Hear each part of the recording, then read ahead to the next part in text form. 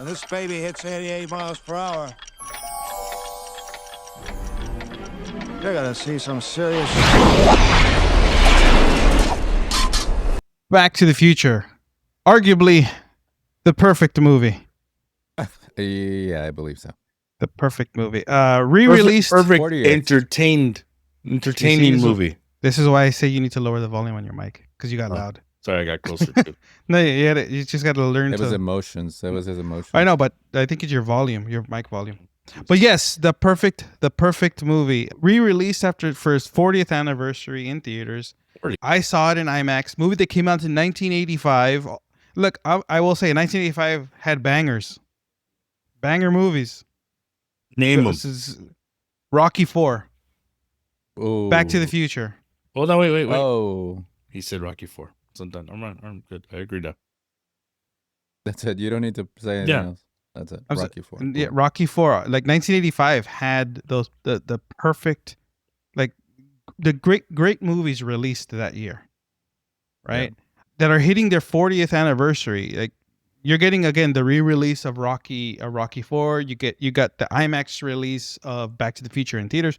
This was my first time seeing Back to the Future in theaters, right? I was 1 when the movie came out. Right. Well, actually, I hadn't even turned 1 when the movie I wasn't originally even born. That's easy father time. You're like 10. But watching this movie in theaters is a completely different experience than watching it at home. There's something about watching this specific movie. It's a classic, 100%. This movie is a classic. The story of Marty McFly, Doc Brown, going back to 1955, or Marty going back to 1955 and having to find a way to get back to the future. Make out with his mom. And yes,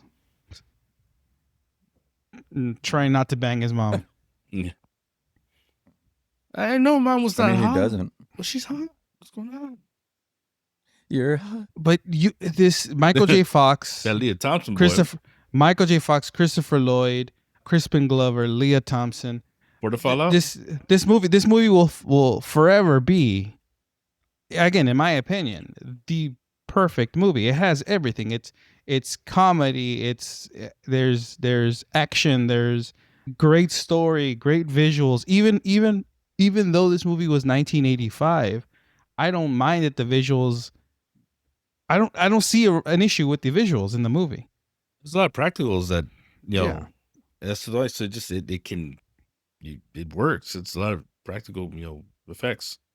what I find crazy is that I know this movie by heart, line for line, but rewatching it in the theater, it's like you still get all the emotions from the movie. It's still exciting to watch, even though you know it. Yeah. Yeah. I mean, I didn't trust Nicole Kidman, but now I do. Keith Urban does As it. she says in the AMC. And that AMC. see, I'm curious. If she spent less time in theaters and more time in her marriage, she'd still be. Oh, wow. Somehow, heartbreak feels good in a place like this. I'm just saying, What are you? National Enquirer over here. Because here, all of a sudden, here, your family. yeah. Having the experience of watching this movie, you feel the connection between Doc and Marty. I don't know why I felt more of a connection there, like in the theater, or maybe it was just a theater experience. This wasn't, and I'm gonna go in. And I was like, I hope this is not like Rocky Horror or like Wicked, where people are gonna start quoting stuff from the play or from the movie and start screaming out to the theater. I still want to enjoy it as a movie. Everyone in the theater was quiet and engrossed in the movie, clapping during parts, and it just like not blurting out the lines. Right, that's one thing I was hoping I didn't see is somebody like blurting out the line in the movie. Yeah. I didn't get that, and it really helped me. I mean, I was singing "Power of Love." Oh, that's everyone. Like that movie. That song is still quintessential for back.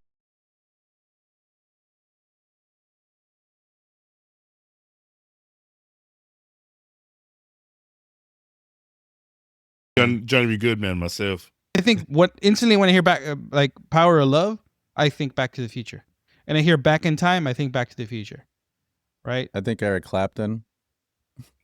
All right, but you He's well, because there's a song. He's singing a song when Marty gets back to 1985 and the homeless guy's on the bench. That's a Clapton that's song. a Clapton song. Oh, yeah, I That's didn't. Clapton. And What does he I sing? don't know if What does he sing? I can't remember the words in that part. I forgot the name of the song. but Heartbreak something. but I think this movie still holds up, and I think will forever hold up. And I think this is one of those movies that will keep going generation to generation, and should never be ruined with a remake or a reboot or even another Oh, no, sequel. Definitely not. This is like if I think that's why Zemeckis has fought for that movie not to be made. Yeah, Yeah, or else, because- Tom Holland would have been Marty McFly a long time ago. it doesn't make sense. That this is what I like about this movie is that they'll just re-release it instead of giving you a reboot or a sequel or anything. I think the three movies that we got for in this trilogy are they fit perfect. They give you the story. You don't need any more. Now- you don't now need here- to remake this. Here's the argument, though. Mhm. Sorry to cut you off, but here's the argument. Which one's more entertaining, the first one or the second one? The first one. Because The I know first one. it's not the third one. first As one. much The as first I one. do like the third one. Hey, bro, I like the No, third see, the one. third one's a But- different. The third one's a way different movie. That's a western. It's the thing about the first one and the second one, they repeat a lot of the same beats. They just add an additional location. It's still good. It's great. The second one is great, but there's something about the charm of the very first one, where while you're watching the movie, Marty at one point has a mullet, then he doesn't have a mullet, then there's a mullet, then he doesn't have a mullet. Watch the movie again, you'll notice like there's times where he has longer hair, but it's fine. Well, he was going Uh, between Family Ties and this, well, filming wise. Yeah. Yeah, so you have that, Have you seen that clip but of it's the, that Peter Jackson put out about Marty just keeps saying Doc on Frighteners? Hey, boys! Freak up! Doc! Doc, I did it again. yeah. Oh yeah. He's forsaking it. But this this movie, the reason why you re-release it instead of reboot it or remake it is because of not just money, but you're never gonna catch that spark of of Christopher Lloyd and Michael J. Fox together in a movie. They have great chemistry.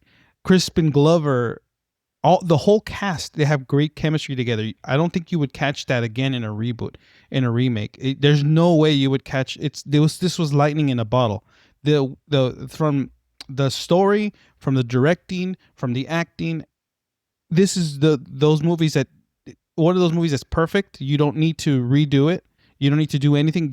And I'm fine with them re-releasing it in theaters, cleaning it up and making it look nicer and re-releasing it in theaters, right? Like I think that's what you do with a movie like this. This is one of those you preserve and never touch. Like much like they can't remake those Godfather movies, right? You can't remake them. You can try, but you're never gonna catch it. And if you do, this movie's gonna be a stinker. Yeah. That same thing I would say, Chairman like, of the board. yeah, you can't remake classics. You can't remake comedy gold, like Carrot Top's chairman of the board. You don't. It's like these are the untouchable movies, right? You can't redo this movie and hope to. They've remade the story of The Untouchables a couple times already. I hate you. I hate you. Yeah, no, but this is one of those movies that you should not try to reboot, because rewatching it, you see how special this movie is.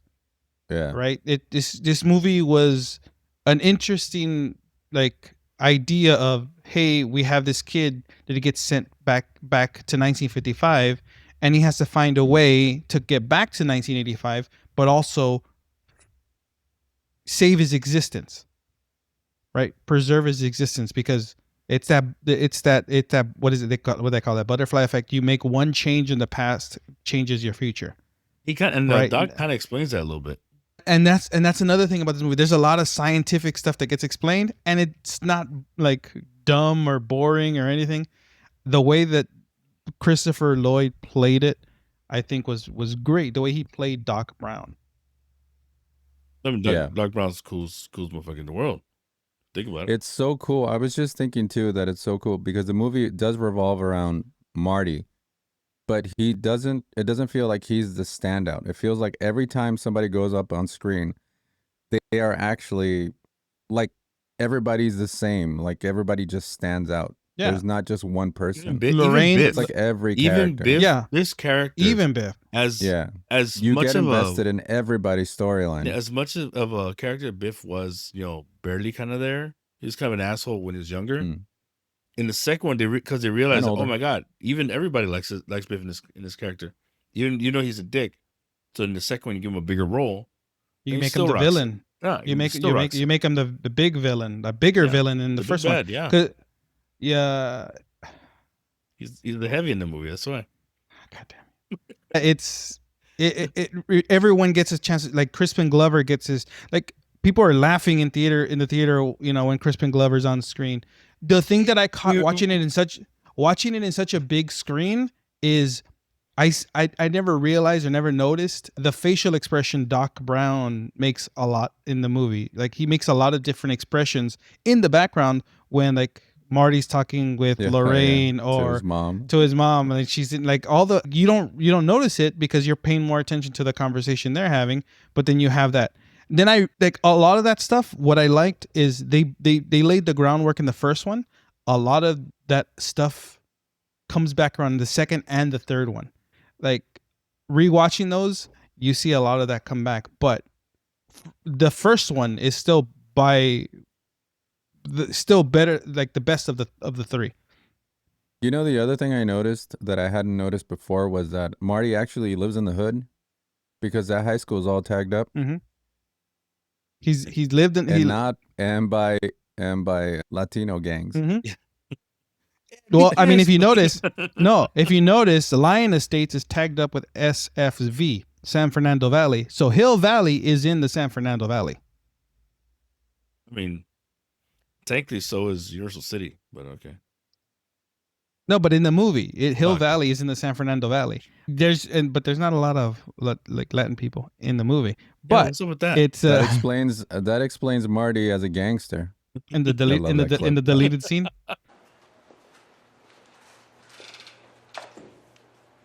puto! Yeah, Yeah. it makes sense. Hey, Lorraine, I love that stupid scene. bitches. I don't know. He calls her a puta every once in a while. It's just it's Uh-huh. hilarious. Yeah, there's little things that you pick up rewatching in the theaters and in such a large want- screen. Again, I saw it in IMAX. I want them to accidentally. I saw it in Dolby. I want them to I- accidentally splice in clips of Eric Stoltz playing Marty like, out of nowhere. Like, wait a minute, what? He's redhead? No. And that's the thing. It's if we would have got the movie with Eric Stoltz, I don't think it would have been as good. I think because once you bring in Michael J. Fox, and this is right. I think it was a more after serious Teen Wolf, movie yeah. with Stoltz, no? I think so.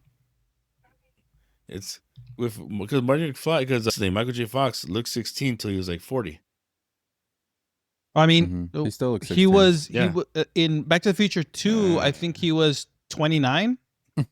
He had the Ralph Macchio effect, right? Like Ralph Macchio was 60 and he looked like he was 12. Yeah, he still has a, Okay, but now he looks 16. Oh, So now it's but now he's like 90 and he looks like he's 60. yeah, what an uh, asshole. Sure. But look, like It's so right, I'm 20 and I look 50. Remember Gary Coleman? I mean, Yes. he looked. Oh, yeah. You guys were the same height. Go fuck I yourself. remember that. Yeah. before Back to the Future, like all the same year, Michael J. Fox released Back to the Future and Teen Wolf. He released those two movies, right? Teen Wolf was not perfect. remade and everything, right? But yet this movie, this is really like you see his charm. Michael J. Fox has a charm. Christopher Lloyd has a charm. You still question why a teenager is best friends with an old man, but But they don't it expect. doesn't matter. Doesn't matter. I don't need to know anymore. I just know that there's such a relationship. There's a connection between both of them. That is you could see in the movie. I don't know how different it would have From been the with beginning. Yeah, I don't know how different it would have been if Eric Stoltz Yeah. would have been in it. If I would have even connected with the movie. with the Marty McFly character. You say this that Believable yeah. connection too. are you saying Michael J. Fox is the secret of its success? Technically, if you think about it, he is the secret of the success of Back to the Future. It's all of them. It's all of them. The director, Robert Zemeckis, he like really directed.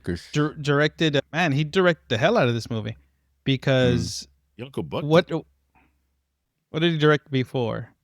Before Back to the Future, he had done Romancing the Stone, Used Cars, I Want to Hold Your Hand. Those are the 3 movies he had made before Back to the Future. Romancing the Stone? Yeah. Nice. Danny DeVito, I actually kind of like that movie. Right? He did those 3 movies Back when Kathleen before Turner was, attractive.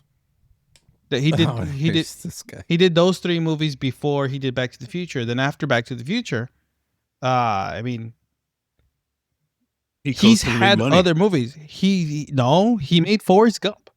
This guy, he made Forrest Gump. Robert Zemeckis really came into his own and figured out what to do in movies. But this one really, like, you can tell this was a lot of there's a labor of love in this movie because of how good it is.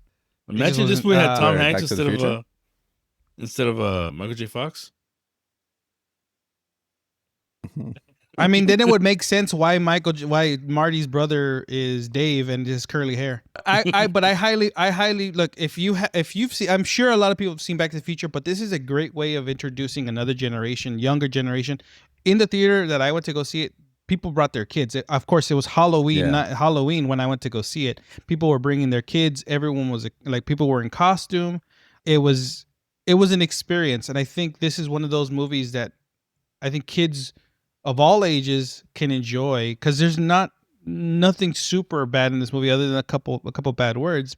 This movie is great for everyone to watch. It's a great family movie. It's a great movie right? in general. Yeah, I mean for the 80s, PG had like Dong at some point. That Shadow of Shaft. Richard Roundtree. Hey, you, get your damn hands off. Yeah, but I really do recommend watching this movie in theaters. It's a great experience. It still holds up at home too. It holds up. It like you watch this Yeah. anymore, but it's a different experience in theaters. I don't know how to explain it. You just have to go see it in theaters, and you'll see what. But what I'm Back to the talking Future about. has always been that movie that you can just watch when it comes on, and just you don't stop. You just watch. No, of course. If it's but on, there's you watch. It's that but good there's to watch different- It's also a movie that you go looking for, Yeah. and you want to rewatch. Yeah, you and can quote the shit out of it too. Yeah, and it's different to Like from watching Anchorman. it at home to watching it in theaters. It's just there's just something about it. It's unexplainable, but it's a different experience. Feels like a different movie when you're in theaters. You're more invested. You're like I'm just transfixed to the screen while I was watching it in theaters. Yeah. I highly recommend it. If for 40th anniversary being re-released in theaters, go check it out in theaters. Find it streaming. It's a great way to introduce it to another generation. Mm-hmm. Back to the Future, all 3 of them. I hope we get the same treatment for part 2, because I would watch part 2 in theaters as well. I'll watch part 3 yeah. also. Jason Scott Lee. I do like part 3. Part 3 is a different movie. It's a good movie. I don't care if people hate on it. I like part 3. I No, like all of them. that one. I think I love everyone the liked Lenore the connection. trilogy, the overall the whole arc, the whole story. All 3 work together. Yeah. If you guys got to check out Back to the Future in theaters for its 40th anniversary, what did you guys think? Let us know in the comments below. Don't forget to like and subscribe. And on that note, this has been Vinny. Zazie. Man. We'll see you guys next time. We're going. We don't need